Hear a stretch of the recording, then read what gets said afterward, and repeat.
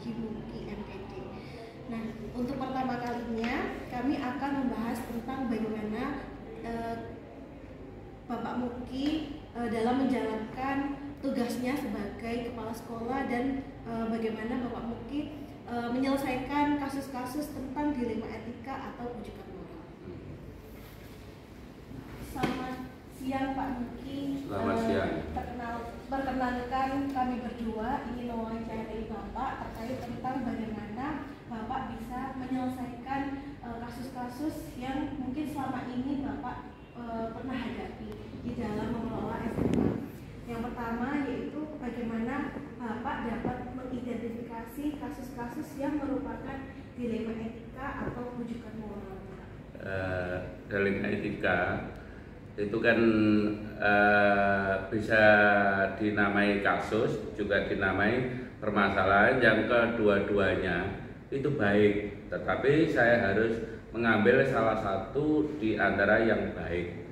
Kalau permasalahan yang dua itu ada keterkaitan kedua-duanya, didukung anggaran, terus anggarannya ada, itu bisa diselesaikan kedua-duanya bersamaan. Tetapi kalau masalah itu dua, sementara bisa diselesaikan dengan dukungan anggaran, sementara anggaran terbatas, itu diambil salah satu yang di situ itu yang paling bermanfaat untuk anak-anak, seperti itu. Lalu bagaimana Bapak menjalankan pengambilan keputusan di sekolah Bapak, terutama untuk kasus-kasus di mana ada dua kepentingan Pak, yang sama-sama benar atau sama-sama mengandung nilai kebijakan? Terima kasih. Kalau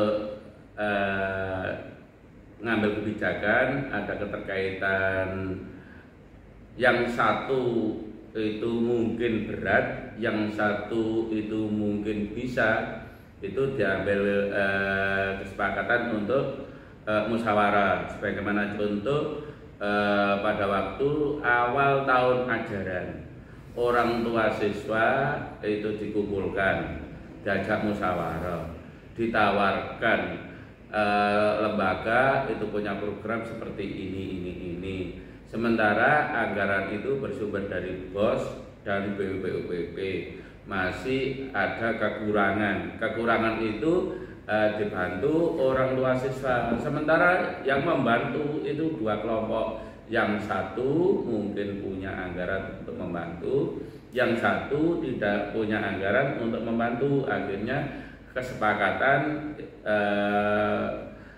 saling membantu, yang mungkin perekonomiannya itu kuat membantu yang perekonomian tidak kuat atau tidak diberi kesempatan untuk punya rezeki. Akhirnya bahasa di lembaga itu subsidi silang, seperti itu. Kalau itu terkait finansial ya Pak. Ya. Kalau misalkan ada masalah terkait tentang siswa, misalkan ada siswa yang ada yang bermasalah di sekolah, kira-kira langkah apa yang Bapak tempuh untuk menyelesaikan masalah tersebut Pak? Tentunya masalah itu ada beberapa kelompok permasalahan. Ada keterkaitan masalah prestasi anak, ada masalah mungkin anak itu berangkat dari masalah keluarga, mungkin dari keluarga broken home, atau mungkin masalah itu letak anak itu di ekonominya tidak kuat. Anak kalau ada permasalahan itu dikuasai dulu. Setelah dikuasai permasalahannya, baru mengambil sikap, oh anak ini perlu pendampingan guru BK, oh anak ini perlu koordinasi dengan orang tua siswa, oh anak ini butuh di permasalahannya ada keterkaitan mungkin ekonominya tidak kuat, oh ini butuh diajukan di program PIP dan seterusnya. Yang jelas pelayanan anak itu tetap antar anak itu beda-beda, masalahnya dari latar belakang keluarga yang beda. Terus menurut Bapak, hal apa sih yang Bapak anggap paling efektif untuk bisa menyelesaikan suatu masalah Pak? Hal yang paling efektif untuk menyelesaikan masalah pasti musyawarah untuk mengambil kesepakatan. kalau masalah itu keterkaitan dengan orang tua siswa yang notabene melibatkan banyak siswa, melibatkan ketua dan pengurus komite. Tetapi kalau permasalahan itu ada keterkaitan dengan prestasi, itu melibatkan baik Bapak Ibu guru, komite dan mungkin lembaga-lembaga yang dianggap bisa menyelesaikan atau mendukung prestasi anak, seperti itu. Izin Pak, saya akan melanjutkan pertanyaan dari Bu Yustika. Dari yang telah Bapak sampaikan tadi, kira-kira apakah ada tantangan bagi Pak Muki dalam mengambil keputusan dalam menangani kasus-kasus dilema etika atau rujukan moral itu Pak? Untuk tantangan atau mungkin hambatan itu pasti ada. Sebagaimana contoh, setelah musyawarah untuk mengambil kesepakatan di awal tahun, contoh orang tua siswa datang keterkaitan melengkapi sarana untuk mendukung prestasi. Kesepakatan itu sudah diambil dalam perjalanan, itu ada 1-2 orang tua siswa itu mempermasalahkan keputusan yang sudah diputuskan. Di situ orang tua itu diajak komunikasi dengan enak, dipaparkan program. Syukur alhamdulillah, yang mungkin sebelumnya itu kalau tidak melangkah untuk komunikasi dengan enak itu ada masalah. Setelah komunikasi dengan enak dengan guru itu menjadi masalah, itu yang sebenarnya ada masalah menjadi cair atau selesai masalah itu.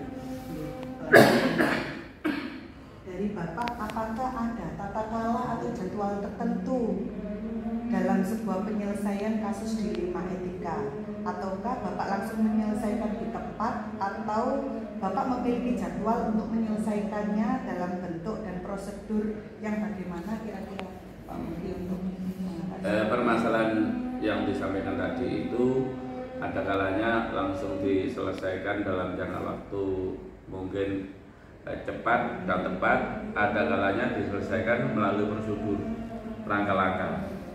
Tinggal masalahnya, kalau masalah keterkaitan prestasi itu tidak mungkin diselesaikan bing salah pasti berkala, ada tindak lanjut. Jadi mungkin di minggu pertama itu mungkin menentukan langkah-langkah atau program apa untuk menuju anak prestasi. Di minggu kedua itu mungkin kalau butuh mendatangkan orang tua atau mungkin butuh sosialisasi ke anak itu dikumpulkan. Berikutnya setelah tahu akan permasalahan itu kekurangan menuju ke prestasi, baru dieksekusi untuk seperti inilah jalannya. Sebagaimana yang ada di SMA kita, setelah membaca prestasi anak itu kurang, ada tahapan-tahapan atau ada perencanaan membuat bimbel. Di situ itu setelah perencanaan matang, bimbel jalan, terlihat prestasi anak yang sebelumnya mungkin kurang menjadi cukup atau lengkap. Pak menambahkan pertanyaan berikutnya. Kira-kira menurut Bapak, apakah ada faktor-faktor yang mempermudah Bapak dalam mengambil keputusan atau menyelesaikan kasus-kasus yang terjadi? Kalau ada permasalahan tadi disampaikan mungkin langkah-langkah untuk mempermudah tadi itu pasti sebelumnya itu diyakinkan selaku pimpinan itu punya karakter yang bagus, keteladanan, bisa berkomunikasi dengan Bapak Ibu guru, orang tua siswa atau masyarakat atau masyarakat. Mungkin keterkaitan kemampuan inovasi atau mungkin keterkaitan bersosial dan seterusnya. Kalau seorang pemimpin itu punya karakter yang bagus, insya Allah untuk mempengaruhi baik guru, karyawan maupun siswa, orang tua siswa itu lebih mudah. Masalahnya sudah punya jati diri yang penilaiannya itu dan guru, karyawan, orang tua siswa itu baik. Seperti itu.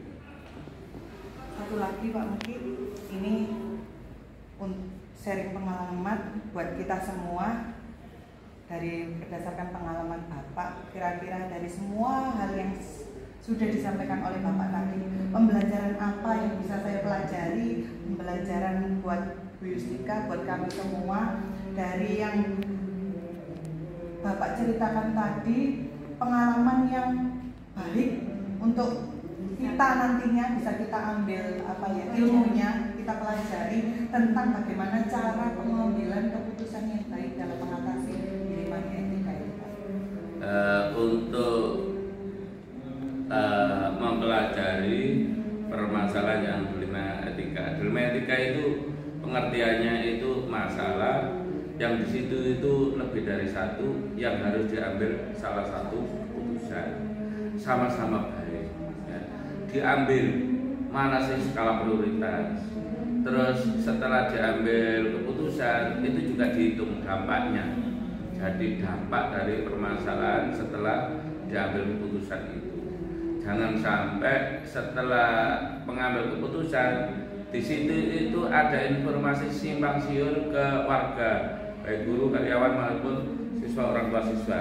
Kalau informasi simpang siur itu mengakibatkan keresahan dari keputusan yang kita ambil. Makanya sebelum mengambil keputusan itu dihitung benar dampak dari keputusan itu sendiri.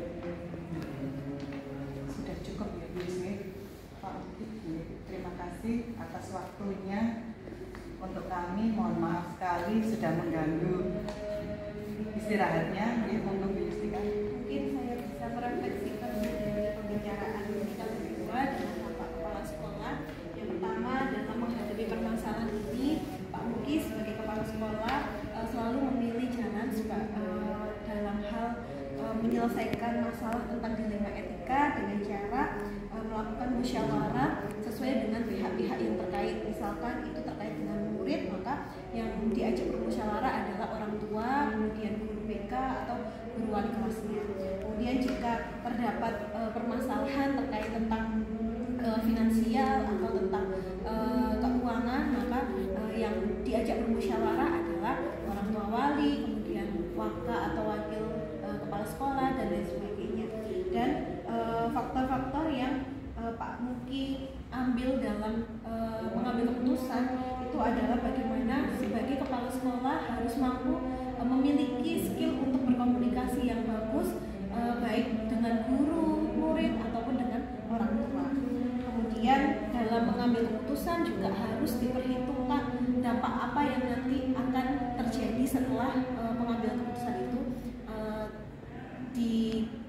diambil seperti itu. Baik, terima kasih. Ditambahkan tadi satu lagi Bu Yustika, adanya skala prioritas. Tadi Pak Muki juga menyampaikan kalau ada pengambilan keputusan, yang pertama adalah skala prioritasnya dan yang kedua juga memikirkan dampak yang akan diambil jika keputusan itu dibuat. Nonton Pak. Terima kasih. Demikian wawancara hari ini saya dan Bu Yustika bersama Kepala Sekolah SMA Negeri 2 Bapak DRS Haji Muki MPD. Terima kasih untuk waktu yang sudah diberikan. Saya akhiri. Wassalamualaikum warahmatullahi wabarakatuh.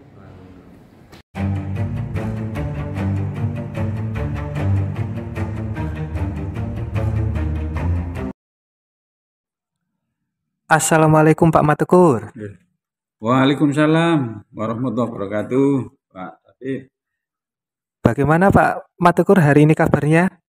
Alhamdulillah sehat. Pak David sendiri bagaimana?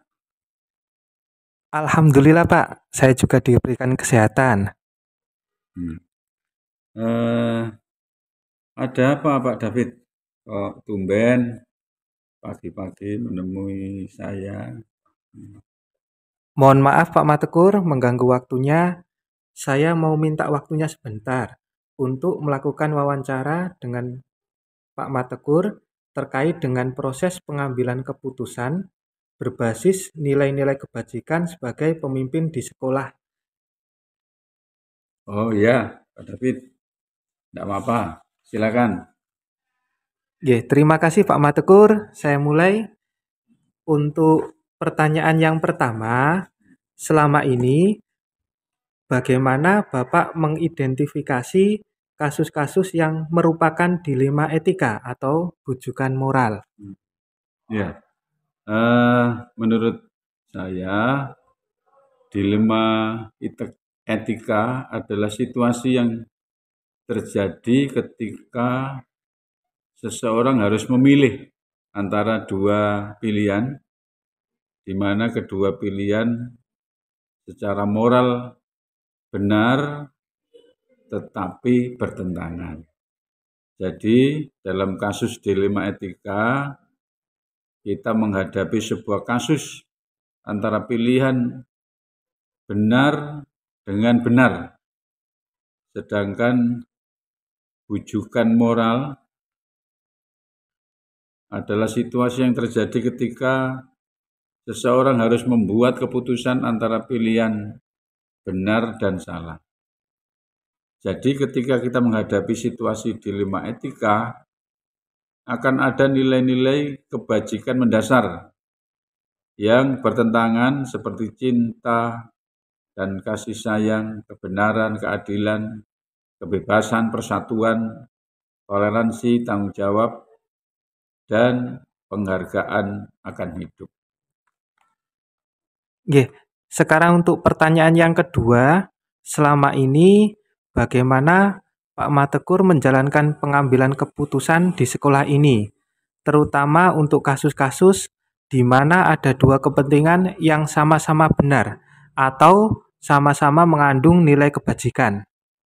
Ya, menurut saya, selama saya menjalankan pengambilan keputusan di sekolah ini, terutama untuk kasus-kasus di mana ada dua kepentingan yang sama-sama benar atau sama-sama mengandung nilai kebajikan, adalah saya akan mencoba untuk mengidentifikasi suatu kasus itu termasuk ke dalam dilema etika atau bujukan moral, sehingga diperlukan observasi lingkungan.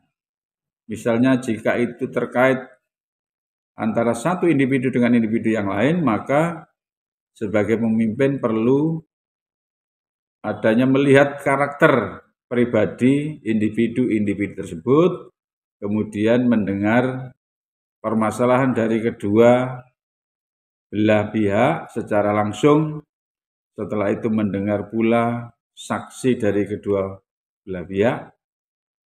Nah, setelah dapat mengidentifikasi kasus tersebut, maka langkah selanjutnya yang diambil adalah mengajak diskusi semua pihak yang terlibat. Oke, sekarang untuk pertanyaan yang ketiga,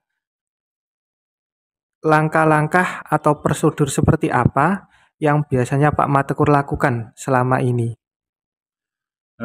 Langkah-langkah atau prosedur yang biasa kami lakukan adalah yang pertama mengidentifikasi kasus, ya, melihat dan mendengar situasi lingkungan sekitar, melakukan pendekatan personal terhadap pihak-pihak yang terlibat, mengajak diskusi bersama, mendengarkan semua permasalahan dari pihak-pihak yang terlibat, kemudian mengambil keputusan bukan untuk kepentingan pribadi.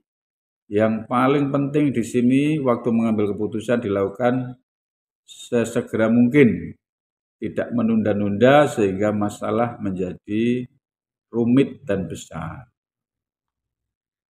Oke, sekarang untuk pertanyaan yang keempat, hal-hal apa saja yang selama ini Pak Matekur anggap efektif dalam pengambilan keputusan pada kasus-kasus dilema etika yang ada saat ini? Yang selama ini saya anggap efektif dalam pengambilan keputusan pada kasus-kasus di sekolah kami adalah pengambilan keputusan dapat menjadi mudah diambil saat pihak-pihak terkait menyadari permasalahan-permasalahan mereka dan tidak merasa selalu benar. Sedarurat apapun situasinya, jika diperlukan pengambilan keputusan, maka tetap harus koordinasi dengan pihak-pihak terkait Jadi tidak ada pengambilan keputusan langsung dari pimpinan tanpa mendengar dari pihak-pihak lain yang terlibat.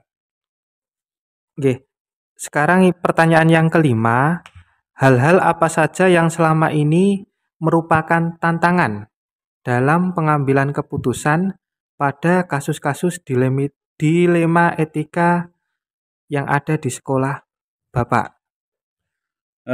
Selama ini yang merupakan tantangan dalam pengambilan keputusan pada kasus-kasus di sekolah kami adalah ketika kasus tersebut melibatkan sesama warga sekolah. Sehingga saya harus membuat keputusan agar tidak merugikan semua pihak. Apalagi keduanya sama-sama bisa memberikan argumen yang mendukung terhadap keputusan yang nantinya akan dibuat.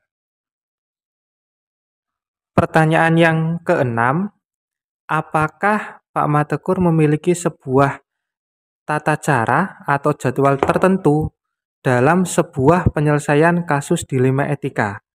Apakah Pak Matekur langsung menyelesaikan di tempat atau memiliki sebuah jadwal untuk menyelesaikannya? Bentuk atau prosedur seperti apa yang selama ini Bapak jalankan? Saya memiliki jadwal tertentu ya sebelum mengambil keputusan, terutama berkaitan dengan kebijakan sekolah, sehingga nanti bisa meminimalkan dampak negatif yang timbul pasca kebijakan sekolah tersebut. Oke, sekarang untuk pertanyaan yang ketujuh, adakah seseorang atau faktor-faktor apa yang selama ini mempermudah atau membantu Pak Matekur dalam mengambil keputusan dalam kasus-kasus dilema etika? Ya, yang selama ini mempermudah dan membantu saya dalam pengambilan keputusan dalam kasus-kasus di sekolah adalah saya sering meminta saran dan pendapat dari forum pimpinan sekolah ya, maupun dari Bapak Ibu Ketua kompetensi kalian ya, untuk menimbang dampak positif atau negatif dari setiap permasalahan yang ada, sehingga bisa menghasilkan keputusan yang tepat. Oke, sekarang pertanyaan yang ke-8, yang terakhir. Dari semua hal yang telah disampaikan, pembelajaran apa yang dapat Pak Matekur petik dari pengalaman Bapak ketika mengambil keputusan dilema etika? Ya, untuk pembelajaran yang dapat saya petik dari pengalaman saya mengambil keputusan dilema etika adalah sebagai pimpinan tidak boleh mengambil keputusan sepihak, apalagi terburu-buru. Selalu memperhatikan identifikasi masalah terlebih dahulu. Jangan lupakan libatkan semua stakeholder terkait apapun dan bagaimanapun situasinya. Berada di posisi sebagai pemimpin dalam suatu instansi mengharuskan belajar untuk mendengar dan melihat dari segala sudut pandang tanpa memberatkan dari satu pihak saja, agar